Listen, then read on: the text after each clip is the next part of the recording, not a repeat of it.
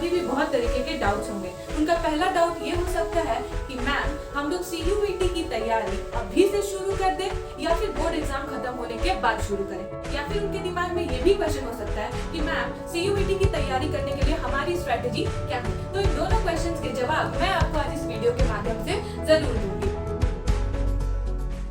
तो हेलो, नमस्ते, नमस्कार, आदाब, सत श्री अकाल। मेरा नाम अंशिका सिंह है और मैं आपकी अकाउंट्स टीचर वेलकम करती हूँ आप सभी को हमारे चैनल विद्यार्थी प्रो लर्निंग प्लेटफॉर्म पे। तो आप सभी को बोर्ड पे एक वर्ड दिख रहा होगा CUET।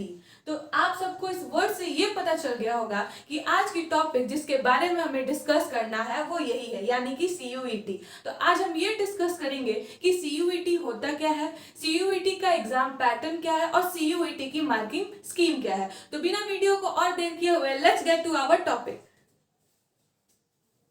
तो अगर CUET की बात करें तो CUET स्टैंड करता है सेंट्रल यूनिवर्सिटी एंट्रेंस टेस्ट के लिए, जो कि कंडक्ट कराया जाता है नेशनल टेस्टिंग एजेंसी यानी कि NTA के द्वारा, जिसे हम शॉर्ट फॉर्म में बोलते हैं। तो CUET में हमारे पास पूरी सेंट्रल यूनिवर्सिटीज है, जिसमें से आपकी जो ड्रीम यूनिवर्सिटी है जिसमें आप अपना एडमिशन कराना चाहते हैं उसमें आप आसानी से करवा सकते हैं। तो CUET के बारे में और आगे फर्दर डिस्कस करने से पहले बच्चों के दिमाग में अभी भी बहुत तरीके के डाउट्स होंगे। उनका पहला डाउट ये हो सकता है कि मैम हम लोग CUET की तैयारी अभी से शुरू कर दें या फिर बोर्ड एग्जाम खत्म होने के बाद शुरू करें, या फिर उनके दिमाग में ये भी क्वेश्चन हो सकता है कि मैम CUET की तैयारी करने के लिए हमारी स्ट्रेटेजी क्या होगी। तो इन दोनों क्वेश्चंस के जवाब मैं आपको आज इस वीडियो के माध्यम से जरूर दूंगी। तो फिर से हम चलते हैं अपने टॉपिक CUET। तो अब बात करते हैं CUET के एग्जाम पैटर्न की। तो CUET का एग्जाम पैटर्न 3 सेक्शंस में डिवाइडेड है, सेक्शन 1, सेक्शन 2 और सेक्शन 3। आज हम इन तीनों सेक्शंस के बारे में पढ़ेंगे। तो पहले बात करते हैं सेक्शन 1 की। सेक्शन 1 हमारा लैंग्वेज का होगा, जिसमें कि 2 सेक्शंस होंगे, सेक्शन 1A और सेक्शन 1B। तो सेक्शन 1A 13 लैंग्वेजेस का होगा और सेक्शन 1B 20 लैंग्वेजेस का होगा।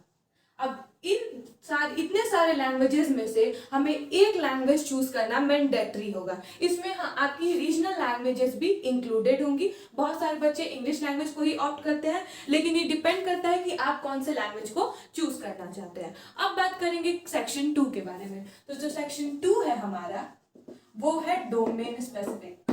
डोमेन स्पेसिफिक मतलब वो जो हम 12th में पढ़ रहे हैं। अब इस बात को इग्नोर मत करिएगा कि 12th आपके लिए इंपॉर्टेंट नहीं है, क्योंकि अगर आपको ये लग रहा है कि अब तो भाई 12th के मार्क्स की क्या जरूरत है, अब तो हम CUET ही देख के CUET के मार्क्स के बेसिस पे एडमिशन करा सकते हैं, तो ऐसा बिल्कुल नहीं है। आपके लिए डोमेन स्पेसिफिक आ गया है, जहां पे आपके जो 12th के सब्जेक्ट्स होंगे वही इस वाले सेक्शंस में या फिर इस वाले एग्जाम्स में पूछे जाएंगे। अब आर्ट्स वाले बच्चे हैं तो ऑब्वियसली वो आर्ट्स को चूज करेंगे, साइंस वाले बच्चे हैं तो वो साइंस को चूज करेंगे, लेकिन हम लोग तो कॉमर्स वाले हैं तो ऑब्वियसली कॉमर्स को ही चूज करेंगे। तो कॉमर्स के मेन 3 सब्जेक्ट्स तो सबको पता होंगे, इकोनॉमिक्स, बिजनेस स्टडीज और अकाउंटेंसी। इसको मैं अभी बोर्ड पे भी लिख देती हूँ, इकोनॉमिक्स, बिजनेस स्टडीज और अकाउंटेंसी।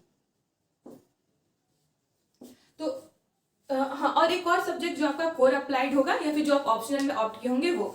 इन चारों में से एनी 3 पेपर देना आपको कंपलसरी है। अब आप ये सोचेंगे कि मैम सिर्फ क्या हम 3 ही पेपर दे सकते हैं, तो ऐसा बिल्कुल नहीं है, क्योंकि CUET में आप मैक्सिमम 6 पेपर्स को दे सकते हैं, लेकिन उसमें से सिर्फ आपके जो बेस्ट 3 मार्क्स होंगे जिन सब्जेक्ट्स में उनको ही चूज किया जाएगा। अब आपके दिमाग में ये क्वेश्चन होगा कि मैम आपने तो ये बता दिया कि हम मिनिमम 3 पेपर्स दे सकते हैं और मैक्सिमम 6 पेपर दे सकते हैं, लेकिन आपने ये तो नहीं बताया कि मैम क्या सिर्फ डोमेन स्पेसिफिक में 6 ही पेपर्स होंगे, 6 ही सब्जेक्ट्स होंगे। तो ऐसा बिल्कुल नहीं है, क्योंकि डोमेन स्पेसिफिक में हमारे पास 27 सब्जेक्ट्स हैं, जिसमें से आपका क्या सब्जेक्ट है उसको चूज करना आपके लिए जरूरी है।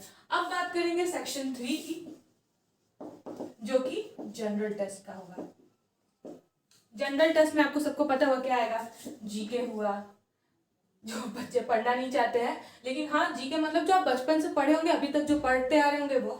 दूसरा करंट अफेयर, जिसके ऊपर बच्चे ध्यान ही नहीं देते हैं, तो आप ध्यान देना शुरू करिए। 7-8 महीने की जो भी देश विदेश में न्यूज चल रही है उसको पढ़ना शुरू करिए, आपके लिए बेनिफिशियल होगा। तीसरा होगा लॉजिकल रीजनिंग, बाहर की दुनिया के बारे में आपको कितना पता है। तो अब बात करते हैं कि सेक्शन मतलब हमें तीनों पेपर देना कंपलसरी है, तो ऐसा नहीं है। अगर आपको दिल्ली यूनिवर्सिटी में एडमिशन करना है तो आपके लिए लैंग्वेज और डोमेन तो हर जगह कंपलसरी है, लेकिन दिल्ली यूनिवर्सिटी में जनरल टेस्ट को ऑप्शनल रखा गया है। लेकिन अगर आपको फर्दर किसी यूनिवर्सिटी में एडमिशन लेना है तो तीनों पेपर को दे। रिस्क क्यों लेना है, सेफ खेले। तो अब हम बात करेंगे कि CUET की मार्किंग स्कीम क्या होगी। हाँ, उससे पहले मैं आपको ये बता दूं कि CUET का paper multiple choice question based होगा। अब हम बात करेंगे कि CUET की मार्किंग स्कीम क्या होगी। अगर किसी को इसका स्क्रीनशॉट लेना है तो वो स्क्रीनशॉट ले सकता है। तो CUET की मार्किंग स्कीम के बारे में आपको फिर से तीनों सेक्शंस के बारे में बताऊंगी कि तीनों सेक्शंस के पेपर कितने कितने मार्क्स के आएंगे।